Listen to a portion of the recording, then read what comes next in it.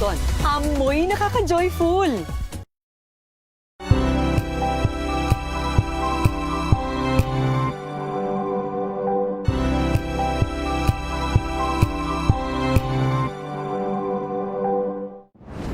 Kung good vibes ang hanap mo, dito ka na sa sigurado!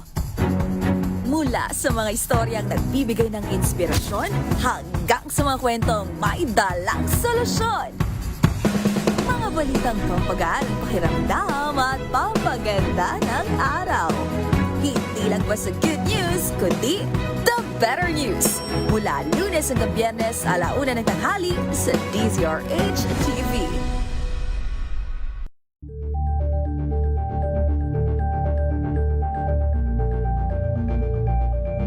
Alamin ang mga maiinit na isyung pambayan, mga balitang kailangan mong malaman, usapin sa pamahalaan, politika, ekonomiya at kabuhayan. Ito ang mga dapat mong malaman, pakialaman at pag-uusapan dahil kayo ang tinig ng mamamayan dito sa Damdaming Bayan. Live sa DZRH Radio, DZRH TV at DZRH Digital. Kasama sina Lakay, Deo Macalma at Elaine Apit. Araw-araw, Lunes hanggang Biyernes. Damdaming Bayan.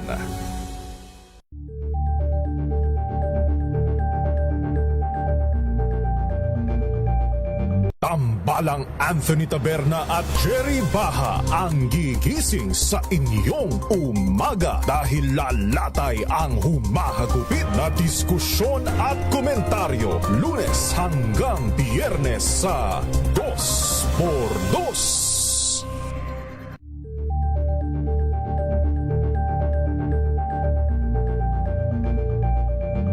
Tumunog na ang gandingan para sa kalikasan. Ang itinanghal bilang Best AM Radio Program Host ay si Cesar Chavez para sa special on Saturday ng DZRH.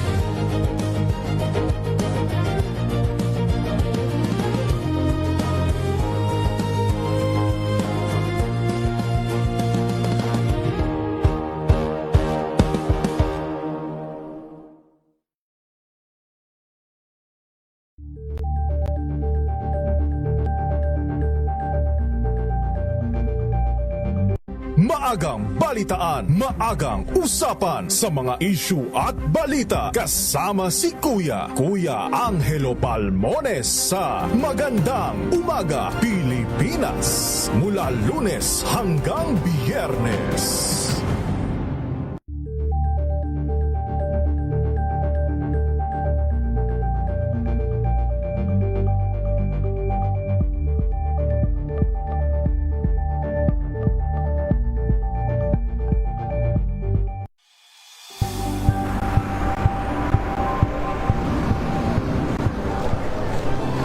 Ating mga eksperto dito lang sa Expert Opinion. Ito ang Ito The po Better ang News. TNVS. Trending and Isang Show. kwento, iba't ibang anggulo.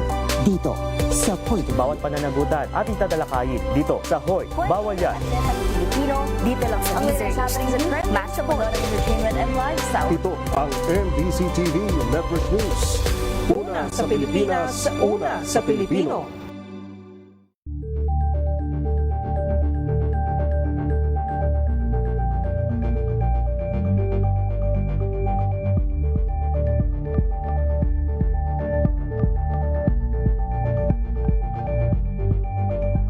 We've got you covered. From the hottest hits, exclusive interviews,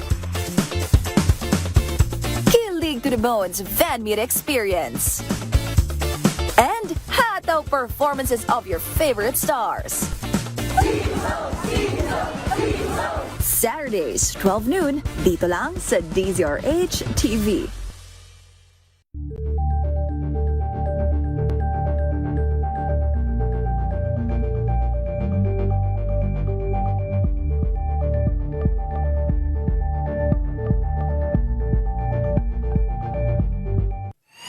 Mga balitang gigising sa inyong umaga. umaga. Mga balitang kailangan mong malaman. Mapapakinggan sa ACS Balita sa 2x2.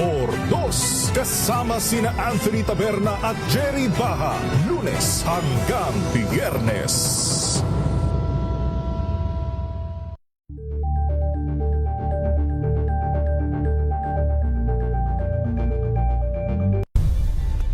Nagsimula sa pangarap hanggang sa maabot ang tagumpay. Iba't ibang kwento, iba't ibang mukha ng atletang Pilipino. Mas pinatindi, mas pinalakas, at mas pinaaksyon sa Match Point tuwing Sabado, 12:30 ng tanghali sa DZRH TV.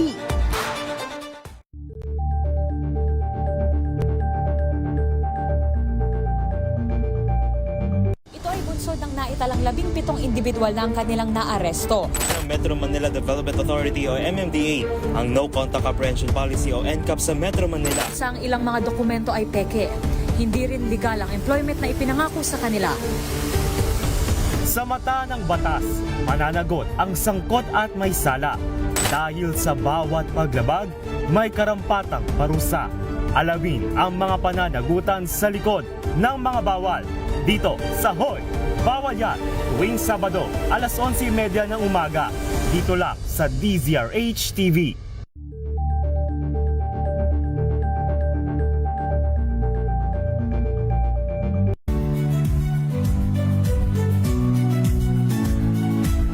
Magandang araw mga kaibigan.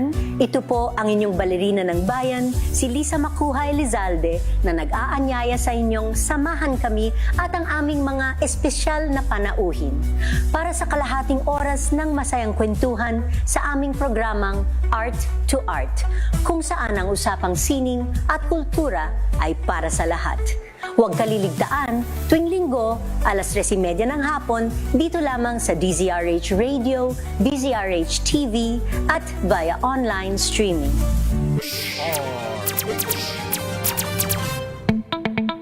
May problema ka ba sa batas? Hihimayin yan ng kumpanyera ng bayan.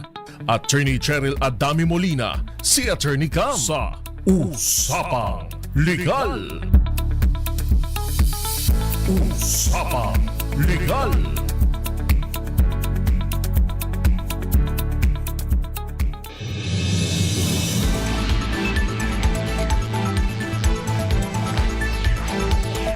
Magandang gabi po, Luzon, Visayas, and Mindanao. Welcome po sa DZRH Usapang Legal. Ako po si Attorney Cam. Kamusta po yung mga walang pasok? Medyo maluwag ang ating kalsada, maluwag ang sakay sa MRT, LRT, at maluwag sa opisina. O yung mga ano po dyan, yung mga nasa bahay lang, nagmumuni-muni, nakatutok sa DZRH. Good evening po sa inyo. Ngayon po ay May 28, 2026 at 27 pala sabi. Ay, advance ka ng isang araw, Attorney. May 27, 2026. At tayo po ngayon, no? Ay holiday at of course, no? Tayo'y gumugunita sa mga kababayan nating Muslim. Assalamualaikum warahmatullahi wabarakatuh. Idil Adha, Feast of Sacrifice. O yung mga kababayan naman natin na wala lang, hindi alam kung bakit holiday. Ang importante ay pumasok dahil merong dagdag sahod. Ay, pwede yan, okay po yan. Pinapa-remind po ng DOLE, yung mga employers. So, holiday pay ngayong May 27, double pay para po sa mga private sector workers na pumasok ngayong araw. Anyway, ito talaga sa broadcast, ayan wala tayong holiday, kaya naman kasama nyo at kapiling nyo pa rin po, ayan, sa ating programa, ang DZRH Usapang Legal. Kasama si Attorney Cam dahil medyo importante din yung ating pag-uusapan. May kinalaman po sa utang. Paborito natin yan yung usaping utang. Kasi po marami pong nakaka-relate, marami po ang sabi nila hashtag relate ako, hashtag relate much, utang. Kasi po ngayon po, kaliwat kanan, no? Maraming nangungutang. Kasi alam na po nila, no? Aware sila na, uy, kahit naman di ka magbayad ano yan walang kulong. Utang lang ako ng utang. Basta pag daw nakabayad, walang kulong. Tama po kayo doon, no? Dahil nasa saligang batas po natin na walang nakukulong sa utang. Pero tandaan po ninyo kung kayo po ay may mga properties, kung kayo po ay merong mga kinolateral,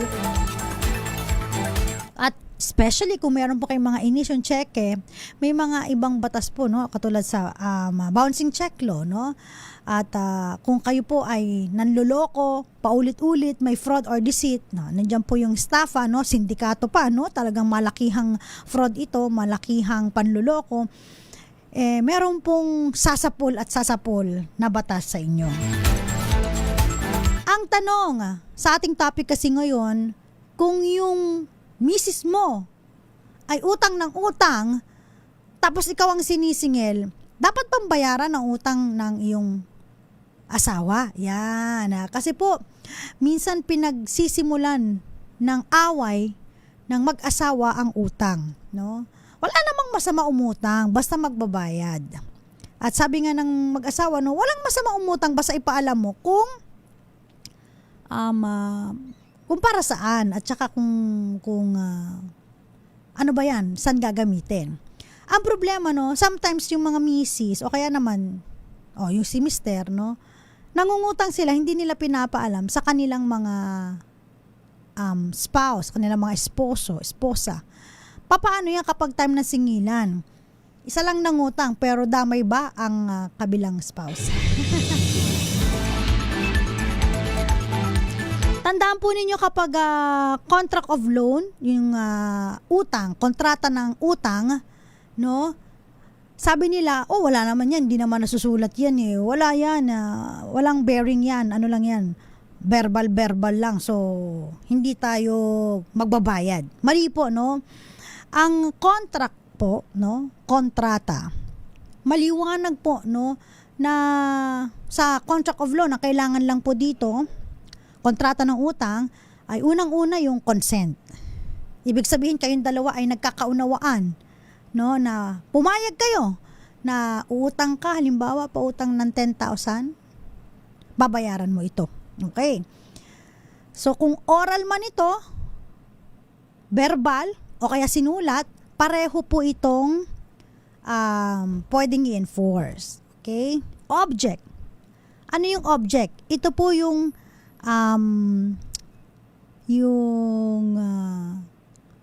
pera, di ba? Pwedeng pera, pwedeng personal property, cellphone. O kaya naman halimbawa cost, kasama nito yung cost or consideration, yung syempre mayroong interest, pwedeng bayaran mo to, interest lang, 1% sa 10,000. Ang 1% ng 10,000 ay 100. 1%. Kung 10%, ayan na, nahirapan na, math kasi. Nakakaloka. Math kasi, di ba? Lakihan na lang natin. Kung yan po ay 100,000, 1% is 1,000, 10% yan, 10,000. Madali lang yun. Bakit yung 10,000 nahihirapan? Okay, so ganun po. Yun ang babayaran, interest. Pero reminder, kapag pinag-uusapan po ang interest, hindi po pwedeng yan ay oral lamang o verbal. Kaya nasusulat sa hangin, nasusulat sa tubig, 'di ba? So kailangan po pag pinag-uusapan natin ng interest, ito po ay black and white. So, nasusulat, pirmado yung dalawa. So, para ma-enforce natin. Kasi nakalagay po sa batas na dapat po, no, ang kontrata na may interest, no? Dapat yung interest po ay dapat nasusulat. Hindi pwedeng, bayaran ko na lang to, dagdagan ko bayaran ko ng ganitong interest. Kapag oral lang yan, mahirap i-enforce yan, di ba? Kung hindi naman tatakbo yung nagpautang, kung oral yan, at in-honor niya ang kanyang sinabi, why not? Coconut, di ba? Anyway, so, importante po yun, no? Oral or written man po yan, enforceable po yan. Hindi porket walang sulat, hindi na pwedeng masingil ang pagkakautang. May difference lang po yan. Okay? Kasi po, no, ang contract of loan, kapag nasusulat po siya, pwede po hanggang 10 years, no? Mabawi yung inyong napahiram sa kaibigan. Mas shorter ang period kasi kapag oral Kaya mas maganda minsan, sulat na rin. Sulat-sulat din, walang problema. O sige, ako, si ganito ay nangutang ng ganyan at nangangakong babayaran ng ganito na may halagang interest na 10% kada buwan, pwedeng kada taon. Nasa inyo yan. Okay? So, eto na. Balik na tayo, no? Pag pinag-uusapan po ang utang ng misis o kaya mister na nagipit, ano po? No? Sabi nila, paano yan? Bakit ka umutang? Hindi ka nagsasabi sa akin. Minsan sabi ko nga sa inyo kapag halimbawa hindi na pag-uusapan, source po ng away mag-asawa, no? Kasi sabi nila, 'di ba? Nung kinasal sila, for richer, for poorer, in sickness and in health, to love and to cherish, till death do us part. Sa hirap at ginhawa, sa sakit at kalusugan, pati ba utang, mamahalin hanggang kamatayan. Ayan. Okay, so we're talking about utang ng mister o kaya misis, no? Ang sinasabi po natin dito, kung halimbawa po, inutang po yun for the benefit of the family. Halimbawa, si misis, inutang yung 10,000 or 100,000. Ginamit naman sa pambayad ng kuryente, pambayad ng renta, pambayad ng tuition ng anak, no? So, kumbaga nag-redown sa benefit ng family, kasama ka doon, Mr. o Mrs. sa bayaran. Okay? So, importante malaman natin, teka, saan ba ginastos itong inutang na to, di ba? Kasi, sabi sa batas po natin, no, lahat ng utang na kinontract, no, o in-execute, no, ng sposo nang wala pong consent ng kanyang asawa, ay dapat babayaran niya. Except otherwise, kung ito po ay ginamit para sa pamilya, for the benefit of the family. So, yun po yung kicker doon. So, kung yun ay ginamit para sa pamilya, dalawa kayong magbabayad. Yung iba naman, minsan hindi kina-question. Basta utang ng sposo niya, asawa niya, mister niya, nagbabayad, hati sila. Kaya nga mas maigi din na kapag may mga financial expenses, ito naman sa mga mag-asawa na nakikinig ngayon, no, mas maigi na pinag-uusapang mabuti, no? Dapat alam niyo yung means, know your means, yung kakayahan ninyo, at saka yung inyong expenses, no? Halimbawa, kung kayo po ay uutang din sa bangko, alam niyo po ba no, kung uutang kayo sa bangko, kung married kayo, so tinitignan po yung kakayahan ninyo pareho. Especially kung kayo po ay both working. Sa hirap po ng buhay ngayon, swerte na lang po yung mga isa lang yung nagtatrabaho, tapos kayang buhayin yung buong pamilya. Ibig sabihin, kunyari, si Mr. lang, si Mrs. tutok sa pamilya, so siguro malaki ang kanyang sahod. Kaya niya ng maging isang double earner, no, sa pamilya. Siya lang mag-isa. Pero ngayon po kasi, dahil syempre hindi rin kakayanin kung si Mr. lang, minsan si Mrs. nagtatrabaho, or kung hindi man, dumidiskarte, freelance, o kaya naman po may ibang business, ganyan. So titignan po, no, kung yung kakayahan po ninyo, kung kaya nyong magbayad kapag kayo mangutang sa bangko, within your means, kung hanggang magkano ang kaya ninyo for monthly amortization. So meron silang dyan, calculation, titignan yung 2316, kung both nagtatrabaho sa kumpanya, 'di ba? Titignan kung magkano yearly ang annual income, 'di ba? So ano ba yung mga properties na maaaring sasagot in case na hindi makapagbayad. So importante na meron tayong pag-uusap, no? Kayo mag-asawa, due diligence, especially lagi yung mga bangko, very sila diyan. Lagi silang nag-exercise ng due diligence, especially pag magpapautang sila. Kailangan both kayo nakapirma para alam ninyo ang utang ng bawat isa ay utang mo rin, di ba? Okay, mamaya pa marami pa tayong pag-uusapan regarding sa utang ng mag-asawa. Ayan. Shout out muna tayo, magandang gabi po sa mga nanonood sa atin. Walang absent daw kina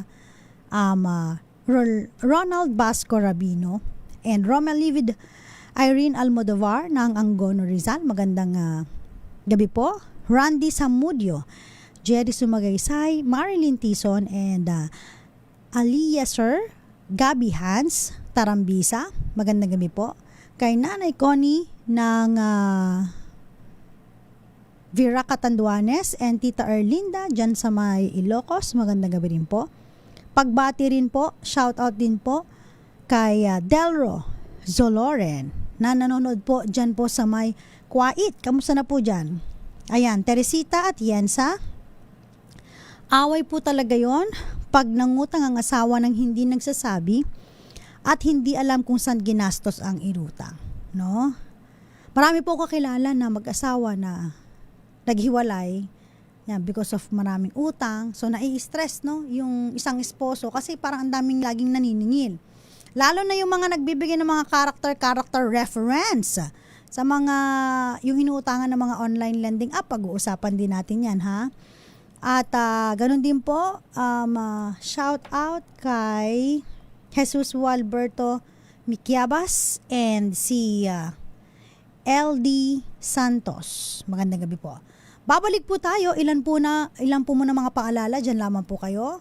Pagbati rin po sa mga nanonood sa atin sa cable channel, ayan po, sa Sky Cable, sa Signal, sa Destiny Cable, sa may Cable Link, Bicol CATV System, TVC Cable Network, JP Cable TV, Madera Cable TV, at mamaya po, no, mamimigay pa rin po tayo ng 500 pesos para sa maswerteng matatawagan natin sa ating Kring Kring promo. Kasama pa rin po ako po si Attorney Cam para sa DZRH, una sa Pilipinas, una sa Pilipino. Oras po natin, 5 minuto bago sumapit ang 7:00 ng gabi. Hello, Washi! Laundry day na naman! Yay! Anong meron? Mancha ng chocolate, putik, may libag pa! Kaya natin yan! With Pride Washing Machine Detergent, may triple stain-away formula. Tanggal ang makapit, madikit, at malupit na dumit-mancha. Kaya easy-easy ang labada. Mula noon hanggang ngayon. All you need is pride. All you need is pride. ACS. Sa lahat ng bagay, simula pa lang, siguraduhing max protection na. Kasi pag kulang ang proteksyon, baka madaling masira. Sa ngipin, dapat may max protection din. Max sa halaga ng Unique Toothpaste. With Max Protect Formula, helps stop cavities before they start, while keeping breath fresh. Try Unique Maximum Fluoride Protection. Para max alaga, max protektado. ACS.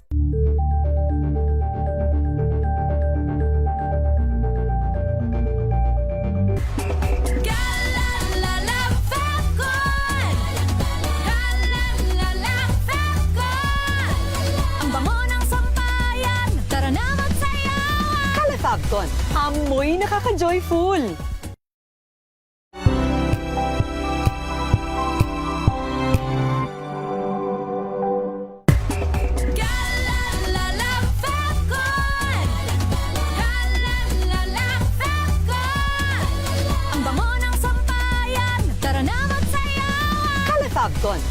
Amoy nakaka-joyful.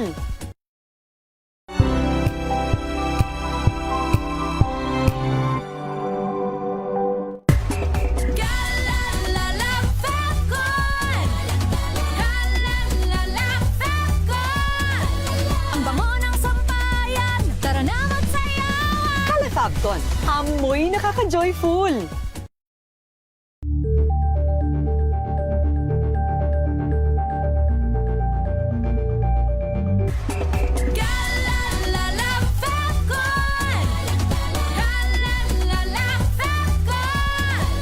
Ang bango ng sampayan, tara na magsayawan! Calefabcon. Amoy nakaka-joyful.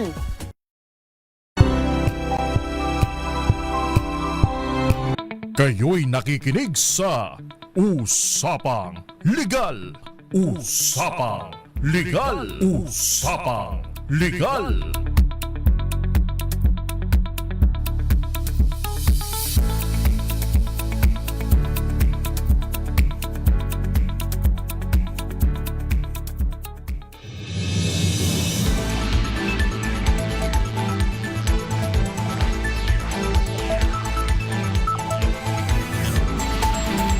Kasama pa rin po si Attorney Cam para sa DZRH Usapang Legal.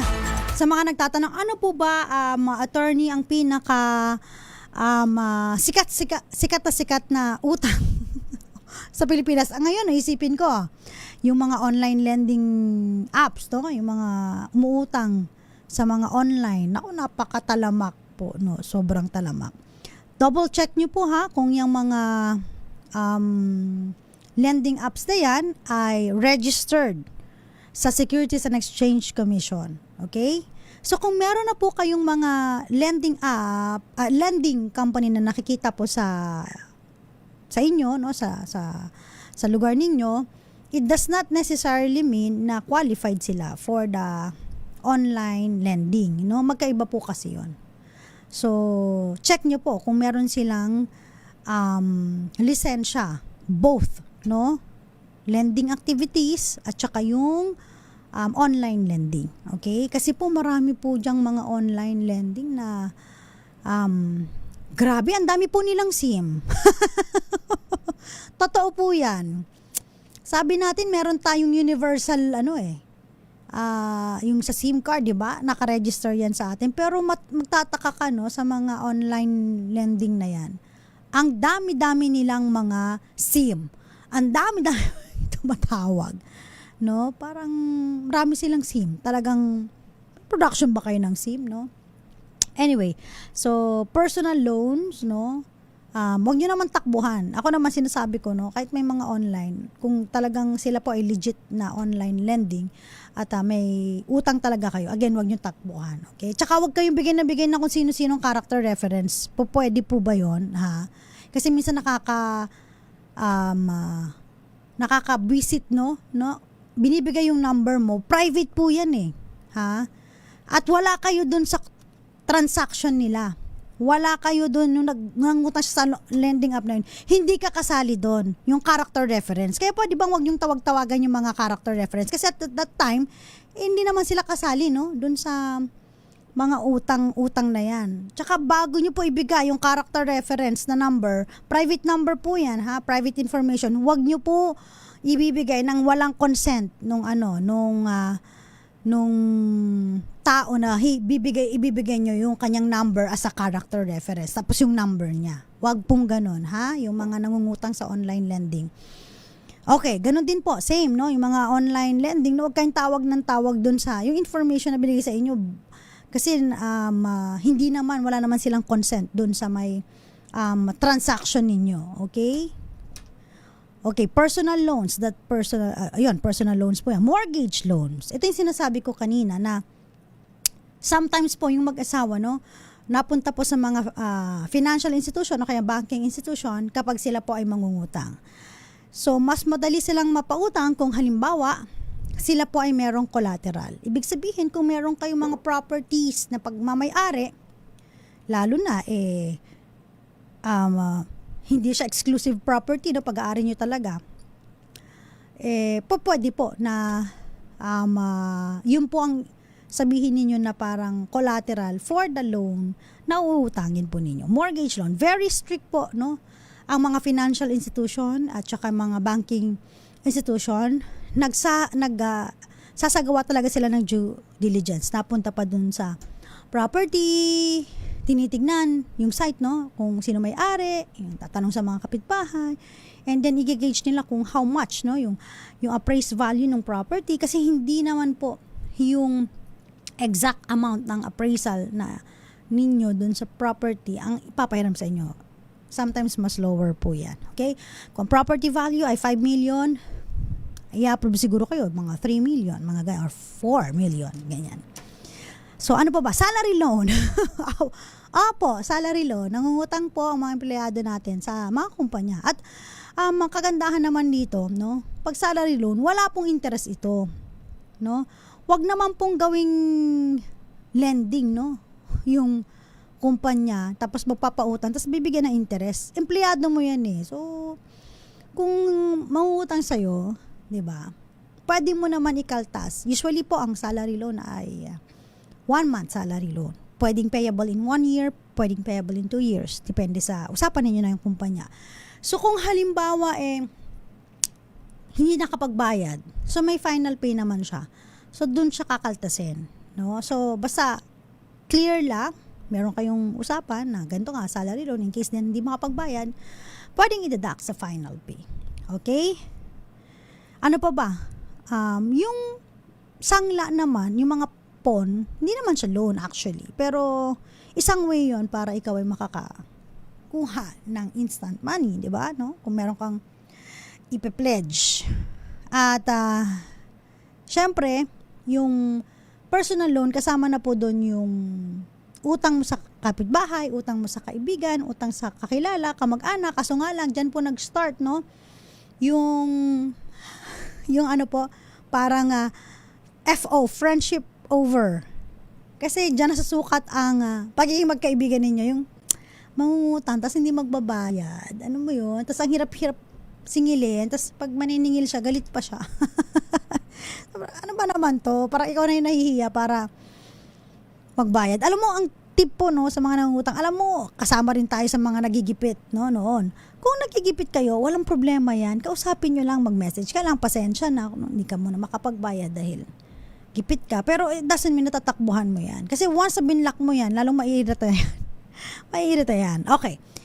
Isa pang tip, no, sa mga nagpapautang naman na medyo high blood na nagalit na, no, na hindi na sila binabayaran, huwag kayong basta post ng post sa Facebook, sa social media accounts o kahit sa anong social media platforms, no? Ilalagay niyo pa yung ID niya, yung mukha niya, no? Tapos kung ano pa sasabihin ninyo, kasi yung makakasuhan doon, mamabaliktad kayo. Pag pinost mo yung kanyang personal information, mukha niya, ID niya, kita pa doon yung address niya, no? Huwag niyo itong, pautangin, scammer to, or whatever. So, maaari ka pang makasuhan ng cyber libel o kaya, no, violation ng data privacy. So, may mga ganun, imbis na liyamado ka na, matidehado ka pa. Tapos kukuha siya abogado, no? Tapos mas mahal pa. Yung utang lang sa 10,000, hindi mabayaran. Nakaka-stress ba? Ganun. Anyway, so, marami pa tayong mga tips para sa inyo, no? But before that, ito na. Pasok muna natin yung ating winner para sa ating Kring Kring promo! Makinig! Ito na ang chance mo na manalo ng instant 500 pesos kapag narinig mo na ang mahiwagang Kring Kring. Tingnan mo na ang iyong cellphone, baka ikaw na ang susunod naming winner sa Kring Kring Panalo Malakas sa telepono. Paano sumali? Bisitahin ang Facebook page ng DZRH, fill up pa ng Google Sheet na nakapin sa DZRH FB page at hintayin ang aming tawag sa telepono. Kring Kring na! Sa mga gustong manalo po ng 500 pesos para sa ating Kring Kring promo, napakadali lamang po, no? Pumunta lamang po sa aming Facebook page, DZRH News Nakapin po, no? Yung aming post doon. Kung gusto niyo sumali, mag-input lang po kayo sa aming Google information, sa aming information sheet. At ilalagay po ang inyong pangalan tsaka yung cellphone number para matawagan po namin kayo. Katulad na lamang nito, ready na po yung ating winner. alamin natin ang kanyang pangalan at saka kung taga saan siya. Magandang gabi. Magandang gabi din po, ma'am. Ano pong pangalan nila? Rose Ambicida po. Saan po kayo nakatira, Ma'am Rose Ann? San Isidro, Ilaud, Balilipot, Albay po. Ay, Albay, naku, napakalayo. Yes po. Oo. Kamusta na po yung mga kababayan natin dyan? Okay lang naman po. Oo, hindi pa ba nagagalit ang ating bulkang dyan, Mayon? Hindi na rin po naman, namigil na po. Malamig na. Sige po. Paano niyo po nalaman itong kring-kring natin? Ano po, nakikita ko po sa Facebook, saka sa mga friends ko po. Yan. Ipagkalat mo para sumali rin yung mga friends mo, ha? Shout out ka muna sa mga friends mo, Rose Ann. Shout out sa mga Promomatics. Promomatics ba? Ilang taon ka na ba, Rose Ann? 31 po. 31. Bagets pa. Sige, Rose Ann, ready ka na ba para sa iyong question? Yes po.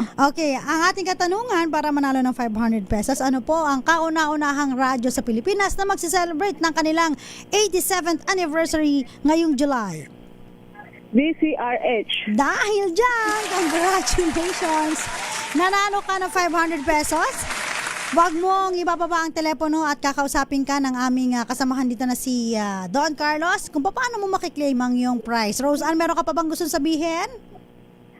Wala na rin po, ma'am. Thank you very, very much na lang po. Thank you rin po. Salamat. Ayan po, again, sa mga gustong manalo ng 500 pesos, ito po tuloy-tuloy na pamamahagi natin sa mga kababayan natin dahil malapit na po ang ating celebration ng 87th anniversary. Kaya naman po, punta lang po sa DZRH News Facebook. Hanapin po yung post namin doon at meron na pong instruction kung paano kayo sumali. Ayan, congratulations once again, Rose Ann Becharda Nayuneto from Malilipot, Albay.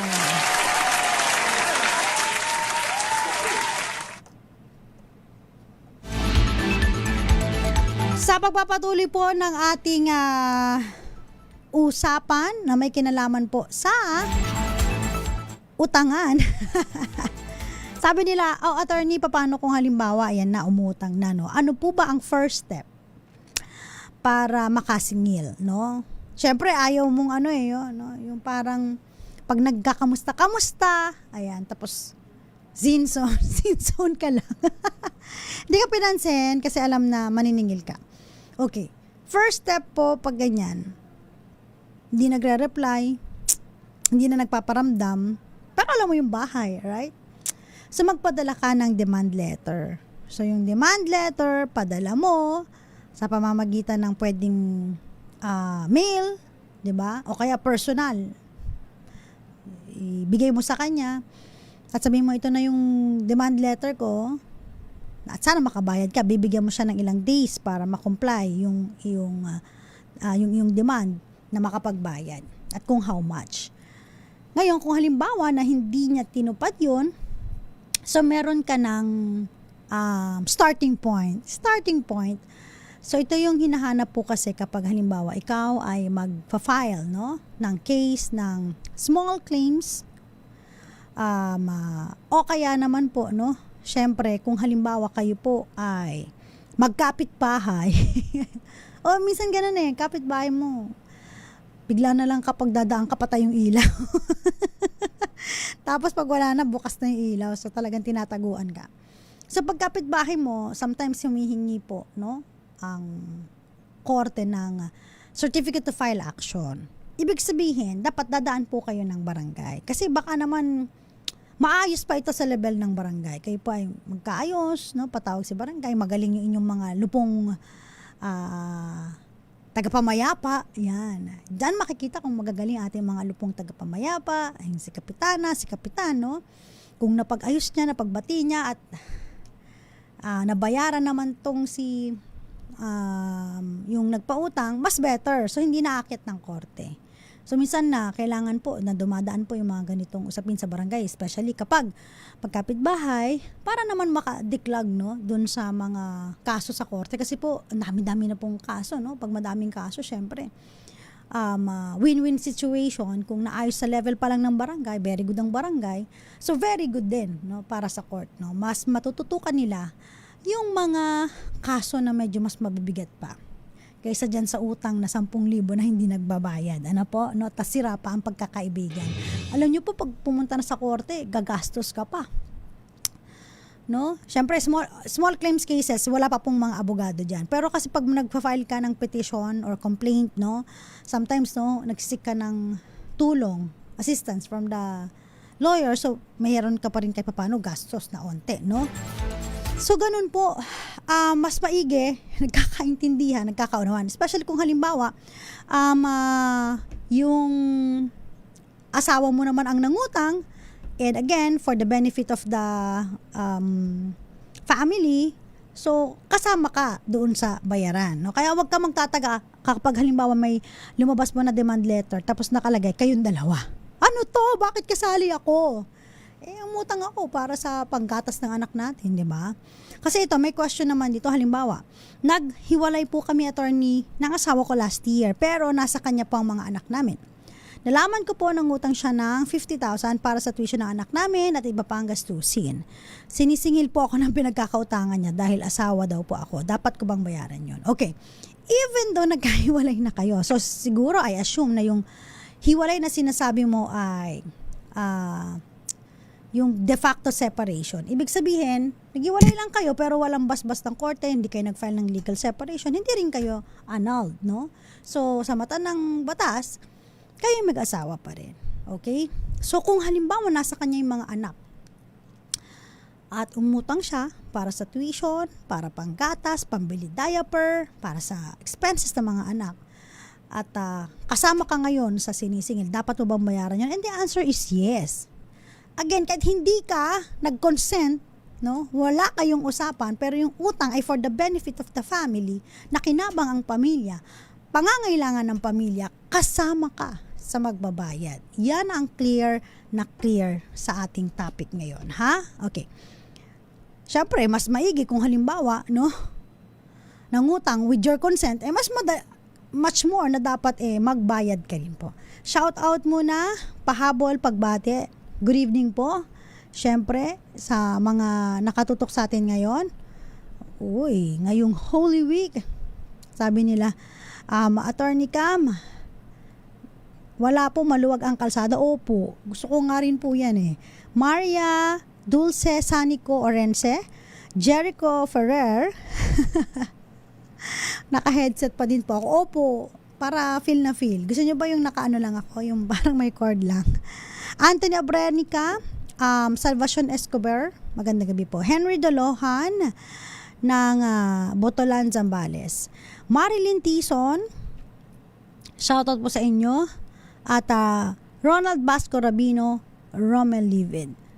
Babalik po tayo, ilan po muna mga paalala ha, dyan lamang po kayo, kasama nyo pa rin po, ako po si Attorney Cam, meron po akong TikTok account, search nyo lang po ATTYCAM. Sometimes po sumasagot po tayo sa mga kababayan natin na may questions, kapag may mga legal information lang sila na gustong malaman, ayan, at nakakaluwag-luwag po ang schedule natin. Maya Bell, magandang gabi. Oras po natin, 15 minuto makalipas ang alas 7. Babalik po tayo. Diyan lamang po kayo. This time check is brought.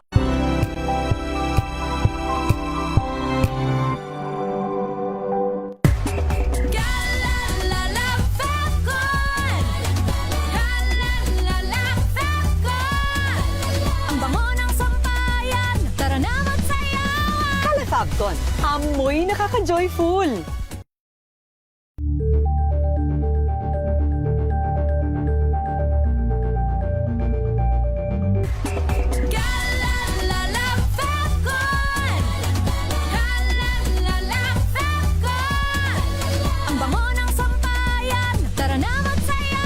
Calefacton, amoy nakaka-joyful. Sa lahat ng bagay, simula pa lang, siguraduhing max protection na. Kasi pag kulang ang proteksyon, baka madaling masira. Sa ngipin, dapat may max protection din. Max sa halaga ng unique toothpaste. With Max Protect Formula, help stop cavities before they start, while keeping breath fresh. Try unique maximum fluoride protection. Para max alaga, max protektado. ACS.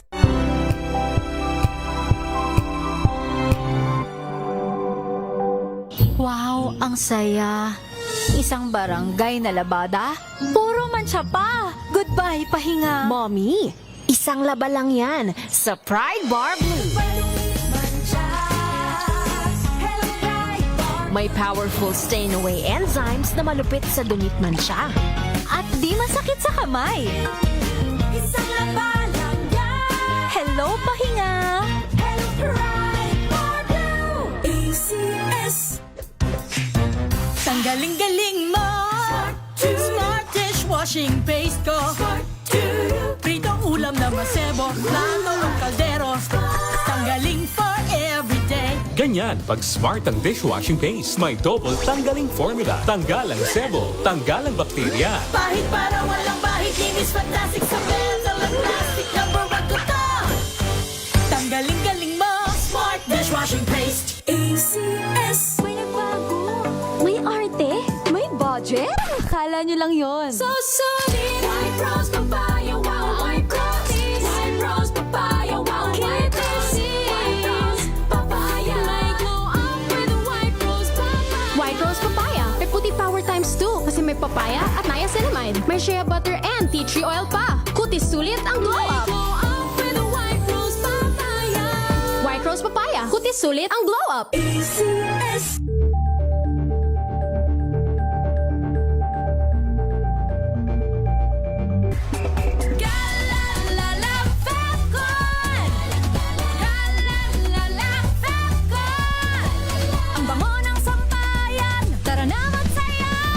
Calefacton, amoy nakaka-joyful.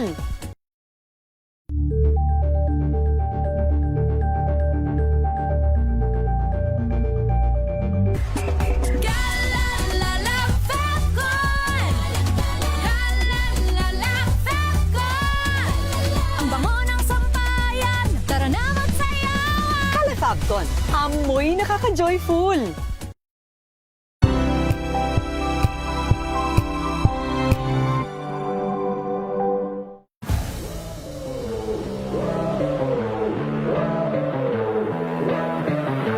The reason why we wanted to host, one is, of course, we want everybody to know yung potential ng Pilipino. There has to be a clear program in developing sport as a whole in the country.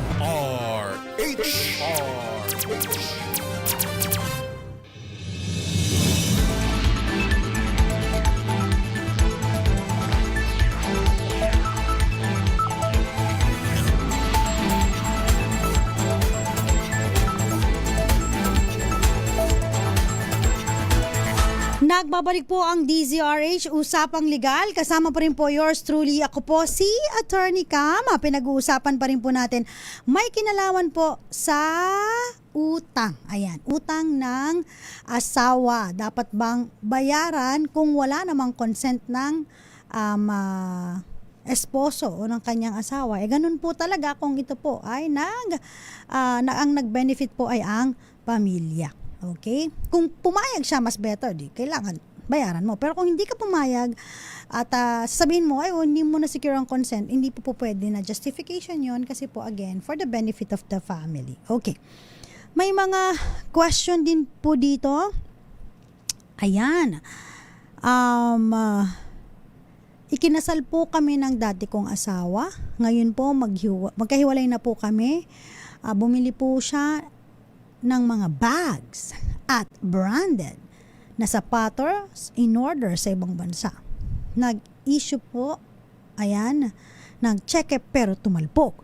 Sinabi po sa akin na ng dati kong asawa na sisingilin daw po yung amount sa akin.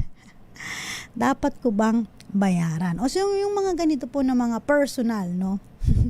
Personal, hindi talaga yung walang kinalaman, no, sa benefit ng family, yung mga, ano ba yung benefit na sinasabi natin? Yung mga necessary expenses po, no? Ito kasi mga luxurious na ito, no? Talagang, di ko sure kung bakit niya ginawa, baka bad trip siya sa'yo, kaya gusto niya ikaw magbayad dahil nagkahiwalay kayo o hindi. So pag mga ganito po, walang consent at walang benefit sa family, no, di yung umutang lang po na esposo ang magbabayad. Ay, another ano pa po tayo, promo para sa ating kring-kring. Makinig maigi! ito na ang chance mo na manalo ng instant 500 pesos kapag narinig mo na ang mahiwagang kring-kring. Tingnan mo na ang iyong cellphone, baka ikaw na ang susunod naming winner sa kring-kring panalo malakas sa telepono. Para sumali, bisitahin ang Facebook page ng DZRH, fill up pa ng Google Sheet na nakapin sa DZRH FB page at hintayin ang aming tawag sa telepono. Kring-kring na! Another winner para sa ating Kring Kring promo. Ayan, tinawagan po natin dahil galante tayo ngayon. 2 winners natin ngayon. Eto na, kausapin na natin. Magandang gabi po.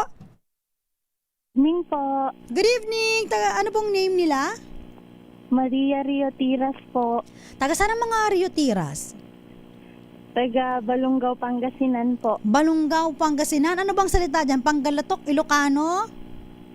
Lahok po ma'am, pero mas preferred po yung Tagalog kasi tubong ano po yung tumira po kasi kami sa Laguna po dati. Ano yung lahok? Anong ibig sabihin ng lahok? Yung ma'am is variety po siya of languages like talk po in Tagalog, in Ilocano, in English, ganun po. Pero yung sa Pangasinense po, hindi ko po siya gamay. Okay. Pero nandiyan ka ba ngayon sa Pangasinan? Yes po, kasama ko po si Lola ko po. Nakikinig nga po siya sa radyo ngayon, nasa labas ako. Batiin na natin si Lola. Anong pangalan ni Lola? Nanay Lydia Riotiras po. Ilang taon na ba si Nanay Lydia? 70 plus na po. Wow! Long live, Nanay Lydia. O sige, habang nakikinig siya, sino pang mga gusto mong batiin? Ang pabati nga rin po yung mga friend ko po sa Pampanga po. Anong mga sa names Arayat nila? Leandy Guzman, Andre Bautista at si Prince Anjay Garcia. Ilan taon ka na mo? At sa lolo ko din po. Sino lolo mo? Anong name ng lolo po? Si Lolo Armando Riotera Sr. po. Nasa San Pedro, Laguna po. Okay. Maria, parang bagets ka pa. Ilan taon ka na ba, Maria? 23 lang po. Ayan, batang-bata pa. Pero paano mo nalaman itong kring-kring promo natin? Since bata pa po ako, talaga pong station po talaga ng DZRH. Mapa kay lolo ko po, kay lola ko, tsaka kay papa ko. Grabe! Madaling araw pa lang po. Nakikinig na po yan siya hanggang maggabi po bago matulog. So ito ang certified batang RH. Batang RH, lumaki sa RH talaga si Maria Riotiras. Sige, eto na. Ready ka na ba sa question mo, Maria? Yes po. Maria, sino palang kilala mo ng mga announcer sa DZRH? Deo Macalmo po, si Ma'am Karen Oyong. Wow, very good. Ang question natin, ano ang kauna-unahang radyo sa Pilipinas na magse-celebrate ng 87th anniversary? Di pa ako tapos, di ba? Congratulations! Kabisado ni Maria. Congratulations, Maria. Meron ka pang gustong sabihin, Maria? Thank you po. Super excitement and joy. Hindi ko po in-expect. Nag-try lang po ako ng luck pero matagal na po talaga kaming naka-follow po sa DZRH po. Yay! Congratulations! Salamat, Maria! Huwag mo ibababa yung phone dahil nanalo ka ng 500 pesos at i-instruct ka ng aming kasamahan dito na si Don Carlos kung paano mo makiklaim ang iyong papremyo. Thank you so much! Yan po ang talagang batang RH. Lumaki na sa lolo, lola hanggang doon sa kanyang parents at sa kanya talagang nakikinig ng RH. Kaya naman sa mga gusto pang sumali, wag po kayong magpatumpik-tumpik. Punta na po sa DZRH Facebook at hanapin lang po yung pin post at sagutan ang aming online form. Okay? Ayan, malay nyo. Kayo na po ang manalo ng 500 pesos. Tuloy-tuloy lang po ito. Simula po sa programa ni Miss sa break time, kila Miss Tea Pecho and kay Lakay Deo, hanggang sa programa niyang Balenciado, Henry Uri and Karen Oyong, at hanggang sa programa po ng Usapang Legal, kasama po si Attorney Cam o kaya naman po si Attorney Rina Seco. Again po, MWF po, nakakasama po ako po, Attorney Cam, minsan nakakasama ko po si Miss Tea Pecho. At kapag TTH naman po, Ayan, si Attorney Rina Seco. Saturday, Sunday, wag niyo po kaming mamimiss. Wala po kaming programa. Pero abangan niyo po yung parang, meron pa si Attorney Rina na hukuman, pantahanan. Okay, thank you so much. Ayan, salamat na po sa mga aral, sabi ni Teresita. And ganun din po, no? Kay Mr. Studio, tama ba? Thank you so much. Abangan niyo po uli ako sa Friday. Ayan, Attorney Campo. Muli po, i-plug ko lang po. Meron po akong TikTok account, ATTYCAM. So mamaya tatry ko kung makakapag-sagot tayo sa ating mga kababayan doon. Shout out po, Papa William, Mama Jovita. Thank you so much sa mga nakikinig sa atin. Susunod na po ang usapang pangkalusugan, Lunas. At Lunas Extension, kasama po si Elanie at saka si Cheska. Ayan. At kayo po tumutok pa rin po sa DZRH. Oras po natin, 7:28 na po ng gabi para sa DZRH. Una sa Pilipinas, una sa Pilipino. Sumainyo ang mga dagdag kaalaman sa batas. Hatid ng kumpanyera ng bayan, Attorney Cheryl Adami Molina, si Attorney Cam sa Usapang Legal. Usapang Legal.